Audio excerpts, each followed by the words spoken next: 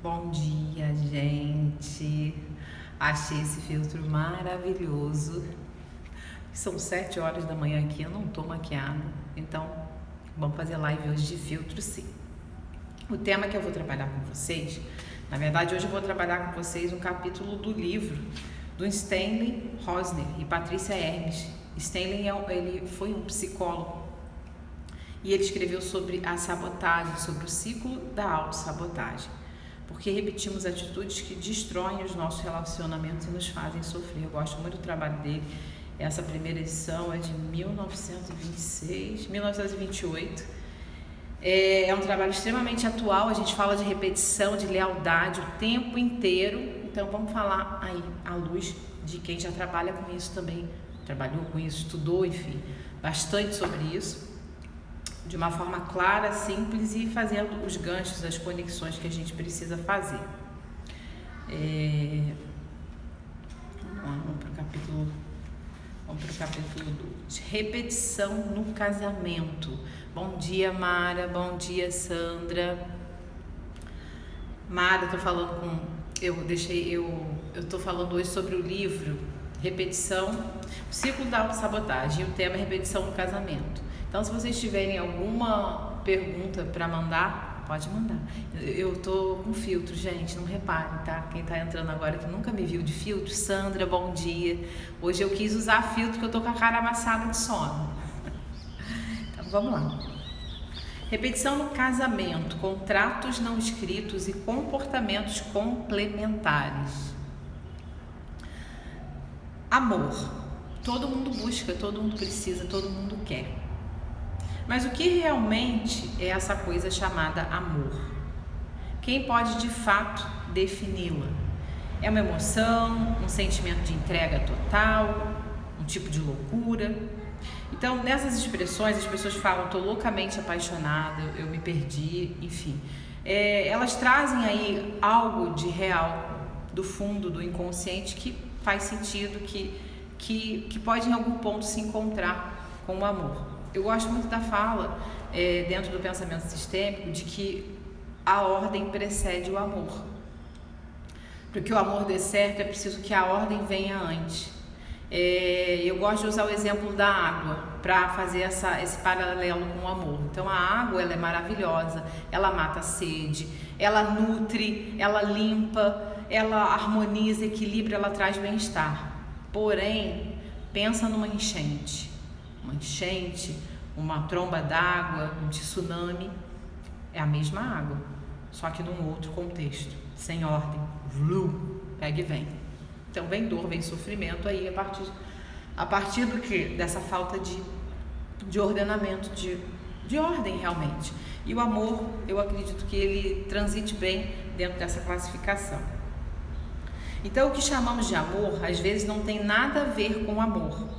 Quase sempre ele e, consequentemente, os casamentos são constituídos de uma expectativa inconsciente de que o nosso parceiro possa suprir as nossas necessidades não atendidas até aqui e nos propiciar uma sensação de completude. É o que chamo de contrato não escrito, de contrato velado, presente na maior parte dos casamentos, mas a gente pode expandir aqui, gente, não só casamento. Tá? Num namoro firme, num relacionamento aí que eu tô com a pessoa já há um tempão, eu já tenho acordo com aquela pessoa, eu já tenho um contrato com ela ali, já tenho um contrato oculto atuando. E essa percepção ou motivo raramente é explícita, ninguém fala sobre isso, porque a gente não tem isso claro na nossa consciência, porque o indivíduo quase nunca tem consciência do que está acontecendo atrás, por que ele se conectou com aquela pessoa, por que ela se conectou com ele, com a capa do amor, com a fumaça do amor, do apaixonamento. O que a gente faz? A gente fica capturado por aquela emoção e ela é positiva, eu preciso dela para poder conseguir me conectar com o outro, com o diferente, com o parceiro, com a parceira, sair do sistema, sair da relação infantil com o sistema de origem, para constituir o meu novo sistema, com o diferente, não com aquilo que é igual ao meu pai e à minha mãe. Só que a gente não tem realmente essa consciência, não é explícita. Ela só está consciente, no caso, no sentido de que eu tenho consciência do que eu sinto por aquela pessoa. Eu sinto que eu a amo, eu tenho amor por ela. Isso eu tenho consciência. Tudo mais, que tem muita coisa atrás desse eu sinto amor por ela, eu a amo, a gente não tem consciência. Esse desejo de ter as necessidades atendidas é algo ruim? Então, assim, nos treinamentos de constelação familiar, a gente recebe pessoas que vêm fazer o treinamento para autoconhecimento, mas até pessoas que já são terapeutas, elas perguntam isso. Esse cuidado, o desejo de atender às necessidades do outro é algo ruim? O cuidado com o outro. Então, assim, eu gosto sempre de procurar o caminho do meio, não gosto de extremismos. Obviamente, quando a gente está com alguém, é gostoso, é prazeroso ver o bem-estar daquela pessoa, ver aquela pessoa feliz, fazer algo para que o ambiente, a relação seja fluida, mas eu digo fazer algo não forçado. O casal faz algo por si. Então, eu digo que a gente tem a relação é composta por mim, pelo outro e pela conjugalidade, que é esse terceiro elemento da relação. Então eu vou, entrego um pouco do que é meu, o outro vai, entrega um pouco do que é dele, e esse pouco meu e esse pouco dele cria esse terceiro elemento que é a conjugalidade. E o casal, ele cuida disso, da conjugalidade, desse terceiro elemento. O nosso movimento enquanto casal saudável é cuidar dessa terceira instância que surge a partir do encontro dos dois. Então, como eu gosto de usar o exemplo da batida do coração, da repetição, dos ciclos, tudo funciona em ciclo. Então, abro, fecho, inspiro, expiro, solto, retraio. Assim também é a relação. Então, para que a relação possa dar certo, é preciso que a gente tenha esse fluir nas batidas, na dança. Essas batidas, elas precisam ser constantes. Eu venho e vou, o outro vem e vai, o outro vem e vai. É uma dança. Não dá, eu falei isso na live de sábado que eu fiz com meu marido. A gente vai fazer essas lives, todas as lives de sábado, todas. Eu espero que a gente consiga fazer todas as lives juntas. Foi um desafio para mim. Eu fico nervosa, notar claramente que eu fico diferente, mas é desafio. E a gente topou falar sobre relacionamento de casal junto nas lives sábado. A gente passou por muita coisa e acredito que todo esse estudo que eu tenho aí, 20 anos estudando, pesquisando, trabalhando nas minhas formações, atendendo pessoas, trabalhando com grupos e vivendo, porque eu vivi muita coisa, vivo, né, até hoje, principalmente na esfera do casamento, e a gente reflete muito sobre isso, eu acredito que possa ajudar. Então vamos lá. Esse desejo de ter as necessidades atendidas é ruim? Claro que não. Em qualquer casamento ou relacionamento, procuramos ter nossas necessidades satisfeitas e atender, quando possível, as necessidades do nosso parceiro. Então, assim, eu não tenho que me desdobrar para fazer, senão eu entro realmente num desequilíbrio. Esse atender necessidades, eu vejo que é muito mais atender as necessidades da relação. A gente fica atento para não entrar no cuidado materno. Eu não sou mãe do meu marido. O meu marido não é o meu pai. Então, se eu não sou mãe dele e ele não é o meu pai, eu preciso estar sempre atento na relação em não cuidar como uma mãe cuida de um filho. Eu vou limpar o sapato dele, eu vou deixar tudo preparado para ele só chegar em casa, comer e dormir. A louça do jantar eu vou lavar sozinha porque ele está cansado, afinal ele trabalhou o dia inteiro. Eu também trabalhei, mas sabe como é que é? Homem é diferente, né? Então esse padrão a gente precisa quebrar, mulher, dentro da gente. Porque quem ensina homem assim são mães. E a gente, mulher que chega depois na vida do companheiro, só acaba perpetuando e reclamando da sogra. Mas a gente está fazendo exatamente a mesma coisa.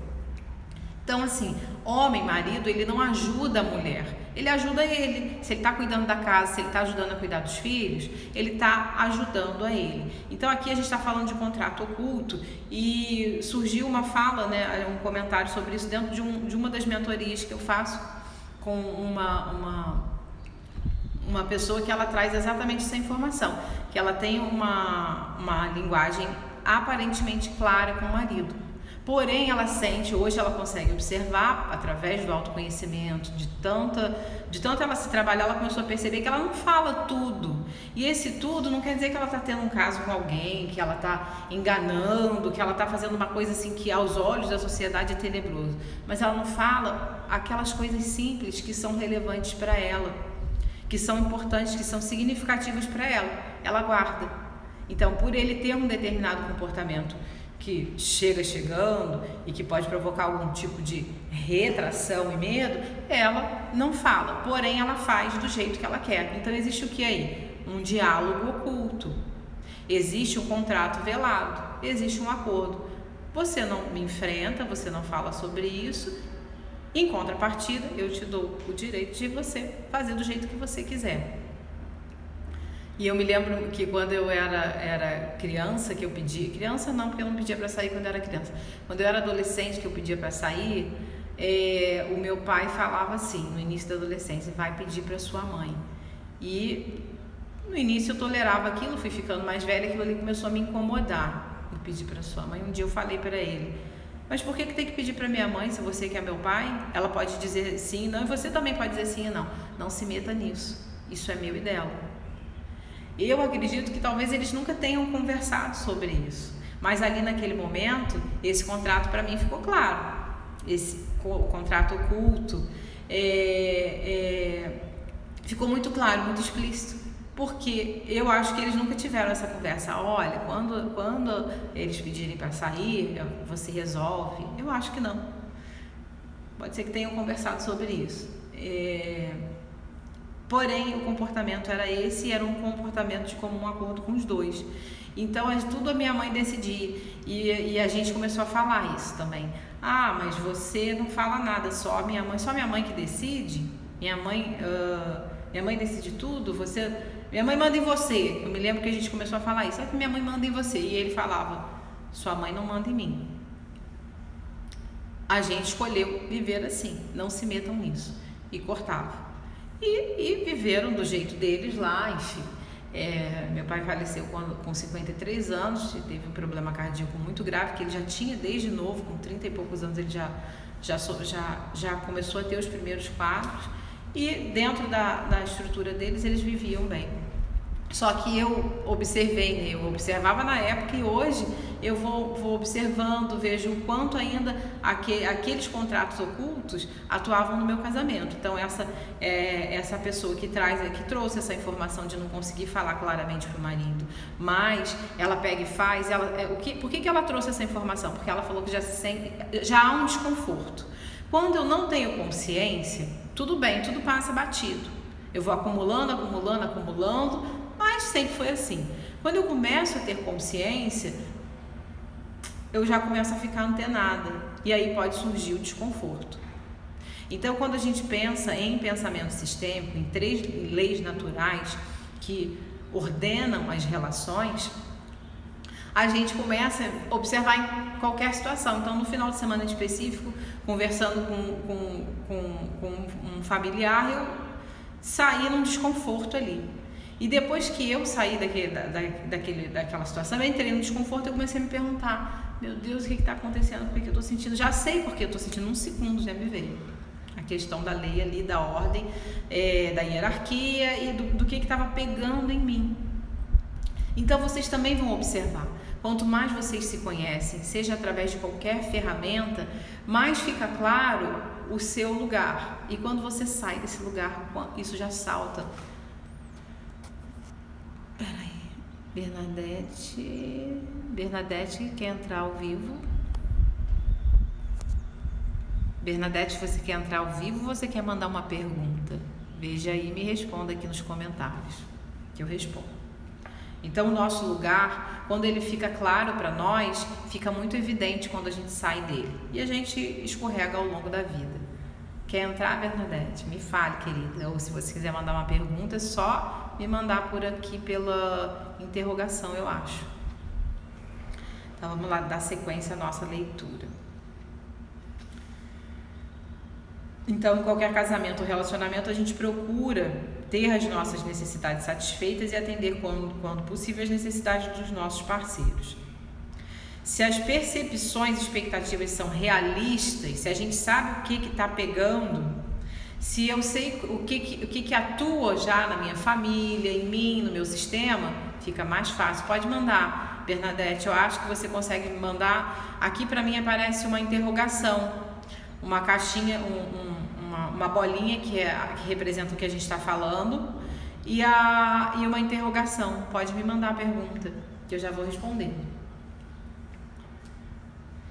Então, se a gente está num processo de ter uma expectativa realista, o casamento se desenvolve e prospera, porque temos clareza do que queremos e de como esperamos atingir o que queremos. Só que isso aqui é muito difícil acontecer. Geralmente a gente chega na relação a dois, na relação de casal, totalmente no pré-programa familiar. Eu com o meu marido com o dele.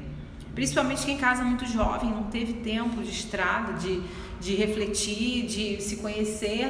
E às vezes o povo que casou mais velho também não se conhece, não conhece a sua história, não conhece a influência da sua história em si e vai numa busca cega, tá? Não é uma busca errada, é uma busca certa para o que aquela pessoa tem para resolver, para revelar nela, para avançar, para evoluir. Então, nesse sentido, eu gosto muito da fala de que Deus escreve certo por linhas certas, a gente que enxerga torto. Então não tem nada errado. Quem vem é sempre o certo. Eu sempre tenho algo a aprender com quem chega na minha vida, mesmo que não fique para sempre. Mas um aprendizado aquela pessoa me traz e com certeza eu deixo algo para que ele aprenda também, ainda que às vezes não reconhece, não consegue ver ainda. Mas a gente sempre entrega e deixa algo para que o outro e para que nós possamos avançar e evoluir. Então essa clareza é importante, tá? Mas no caso aqui a gente não vai trabalhar sobre esse tipo de relacionamento, a gente vai falar sobre os relacionamentos que estão em conflito. Então, o fracasso em muitos casamentos, evidenciado pelo assustador índice de divórcio, que não cai, gente, não cai.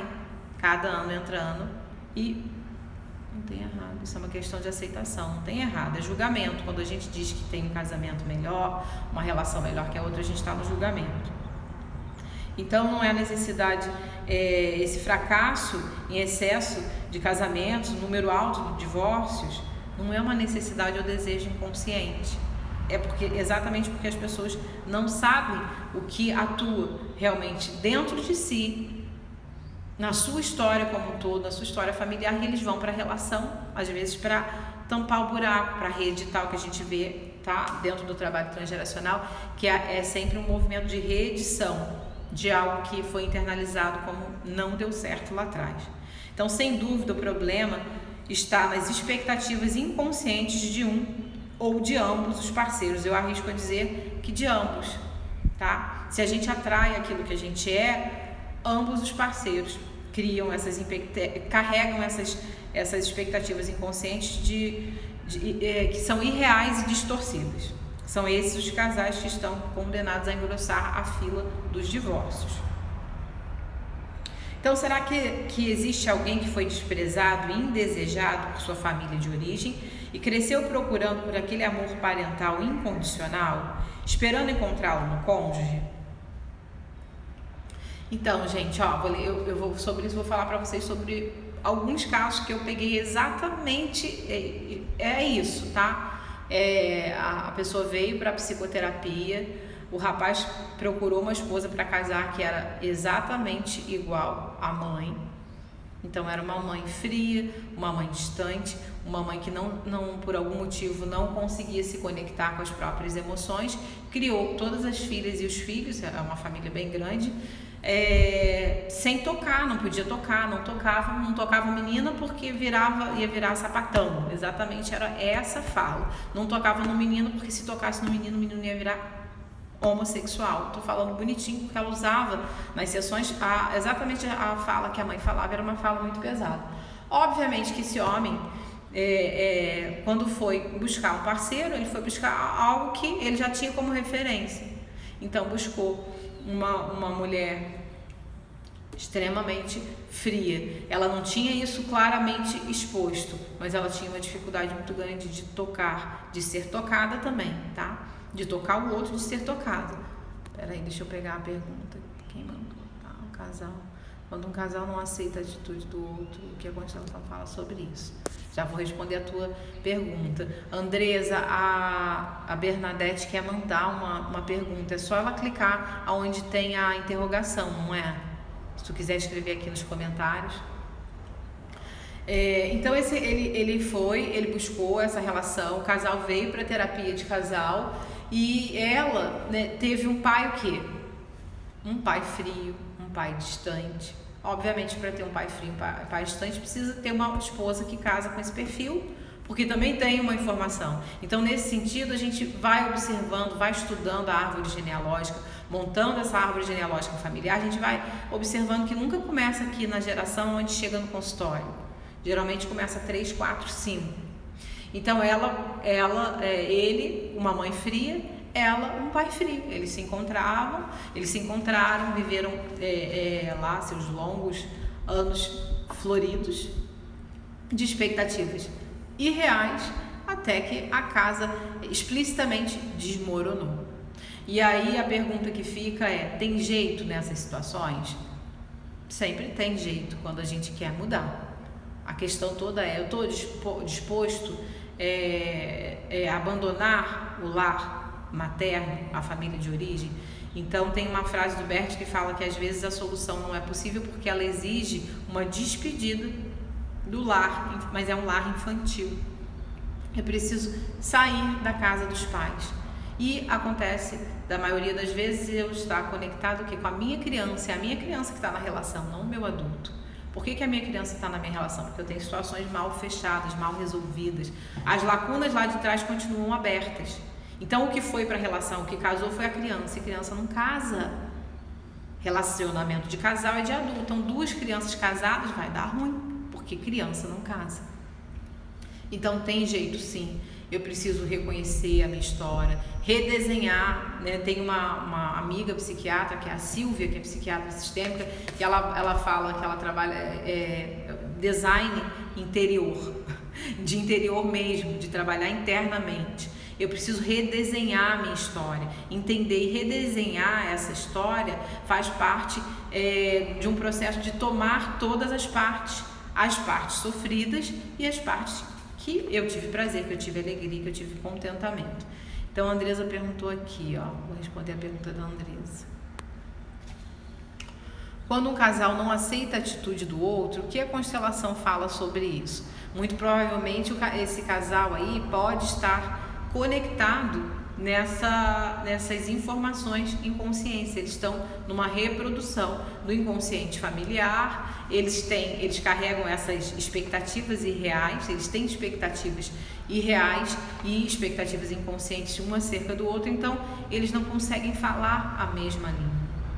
Então, o que pode ser feito em relação a isso? Terapia de casal, constelação familiar, o autoconhecimento, a terapia convencional, precisam de ajuda. Por que a maior parte das pessoas que chegam na terapia de casal, a maior parte se separa? Porque procuram tarde demais. Elas vão num momento em que a coisa já está de um jeito que, para retomar, precisa de uma ação muito, muito coerente para transformar aquele caos que eles criaram. Então, a terapia de casal funciona sim, muita coisa. A gente tem assim um monte de casos bem-sucedidos, de histórias bonitas, de histórias assim que são lindas exatamente porque essas pessoas passaram por um sofrimento muito grande e conseguiram ressignificar, recalcular a rota e começar uma história diferente, um outro capítulo do mesmo livro. Porém, o que eu observo, Érica, como psicóloga, como terapeuta, é que eles relutam muito para procurar. Então a pessoa gasta com salão, gasta com viagem. Eu lembro de um casal que eu atendi que eles iam para tudo quanto é lugar do mundo, viajavam em grupo. Os amigos iam junto e esse casal, ela fazia terapia individual comigo e ela trazia sempre essa fala do casal que viajava com eles, que passavam por vários problemas e na relação estavam quase se separando. Aí ela pediu a indicação, a moça pediu a indicação da terapia, ela indicou, mas era aquela pessoa que vinha, desmarcava, não chegou a fazer nenhuma consulta. E aí sempre aquele discurso, mas eu não tenho tempo, eu não tenho dinheiro, eu não tenho uma energia. aí interna, um desejo interno de trabalhar isso. E aí as pessoas elas gastam com viagem, com cabelo, com isso, com aquilo, para suprir algo que é interno, que não vai conseguir suprir e não vai resolver também. Então é uma decisão pessoal, é uma escolha. Quando a gente fala em pré-programação, a gente está dizendo que tem um pré-programa atuando aí, mas ele é um pré-programa, ele não está estritamente, você não está estritamente programado, você tem escolha, você tem livre-arbítrio. Então a gente nasce com um elemento fabuloso, com um presente divino que se chama livre-arbítrio. E não importa se o inconsciente é 90%, o livre-arbítrio é 10%. Esses 10% têm o poder de transformar os 90%. Se eu me alinhar com um propósito bacana, iluminado, se eu quiser crescer, se eu quiser evoluir enquanto pessoa, se eu conseguir observar que eu e o outro somos um, mas não só eu e o outro, meu parceiro, eu e o outro mundo. O que eu quero de bom para mim, eu quero para todo mundo. Eu quero que as pessoas se encontrem, que elas possam ser felizes, que elas possam aprender a ser felizes nas idas e vindas, eu quero falar no vai e vem da vida, no sentido de que a vida tem partes leves e deliciosas e tem partes extremamente sofridas. Porém, essas partes sofridas, elas servem como substrato, como estrutura para que eu crie resiliência, para que eu tenha mais plenitude e mais prazer nos bons momentos, para que eu tenha força de caráter o suficiente para auxiliar outras pessoas. Eu não gosto de pregar assim um otimismo tóxico que não vê problema em nada ou vê o problema como um grande problema. Não. A gente passa por problemas, passa por sofrimento, passa por confusão mental, porém tudo isso é positivo. Por quê? Porque me ajuda a me conhecer um pouco mais. Eu vou conhecendo esses aspectos inconscientes que eu falei aqui no início da live. E quando eu conheço os meus aspectos inconscientes, que são os feios, o que a gente julga como sujo, o que a gente julga como sombra, ruim, coisa ruim, quando eu conheço isso, eu amplio a minha consciência. E aí, para eu desfrutar de plenitude, de propósito, de bem-estar, de estado de gratidão, é muito mais fácil. Do contrário, é um estado de gratidão da boca para fora. É uma plenitude para inglês ver, não é real, porque ninguém vive linear. Feliz, estou 100%, tá surtado, tá, despolarizou, não tem isso, não é nem natural biologicamente falando. Por isso a gente precisa olhar para as sombras, para essas partes ocultas com cuidado, com amorosidade e com um movimento de inclusão. Não dá para excluir, fingir que é sempre oba-oba, sempre 100%, porque daí eu estou alucinada, e alucinada eu não posso ajudar, eu preciso de ajuda. Então vamos continuar lá, tá? Sem dúvida, tá. Então, sem dúvida, o problema aqui que a gente vê são essas expectativas inconscientes, aquilo que não é falado, como eu falei da aluna que não fala pro marido que de fato ela sente. E o que enche o copo d'água não é a torneira aberta, são as gotas, vai pingando, pingando, pingando, agora uma hora que transborda. E se há um desconforto, se você já sente um desconforto nesse comportamento, pode modificar. Já percebeu, já sabe o que fazer, vai modificando no teu tempo. Então, quando a gente pergunta aqui, será que existe alguém que foi desprezado, indesejado por sua família, de origem, cresceu procurando por aquele amor parental incondicional, esperando encontrá-lo no cônjuge? Infelizmente, tanto é possível como acontece com frequência, que foi o caso que eu acabei de falar para vocês. Então, esse homem que não podia ser tocado pela mãe, a mulher que não teve contato, a filha que não teve contato com o pai, exatamente porque não podia tocar, o pai era inacessível emocionalmente, falando por conta das questões dele, eles vão buscar uma relação para reeditar esse clima. E aí o que acontece? O conflito surge. Ele quer ser tocado porque ele nunca foi tocado. Porém, ele busca uma mulher que também nunca foi tocada. Então, o que ela tem para dar para ele é o que ele recebeu. Eu não sei fazer isso. Eu não aprendi a fazer isso dentro de casa. Ok? Eu não aprendi a fazer isso dentro de casa. E aí podem surgir situações onde isso acontece fora. Pode acontecer somente com os filhos. Pode acontecer, então eu só me envolvo, eu só abraço os meus filhos, eu só estou disponível para os meus filhos. Ou eu tenho um caso com alguém lá fora, ou eu tenho um caso com o meu trabalho. Porque tem isso. Às vezes a pessoa foge dessas expectativas inconscientes, dessa pressão, eu gosto de falar da pressão inconsciente que eu trago em mim. Isso é tão desconfortável que eu preciso ir para algum lugar. Eu me refugio no trabalho, eu me refugio nos filhos, eu me refugio num caso extraconjugal, eu me refugio na alimentação, eu me refugio no excesso de cursos, eu me refugio no crossfit. Cada um vai procurar a fuga que melhor lhe cabe. E a fuga, às vezes, é disfarçada de algo extremamente bom. Eu falei de várias coisas positivas aqui para vocês, que podem se tornar coisas tóxicas, quando elas entram no papel de cumprir uma função inconsciente, algo que eu preciso manter oculto e afastado de mim. Então, há aqueles que cresceram em lares desajustados e que buscam um parceiro que lhes ofereça a estabilidade que eles não conseguiram na família de origem.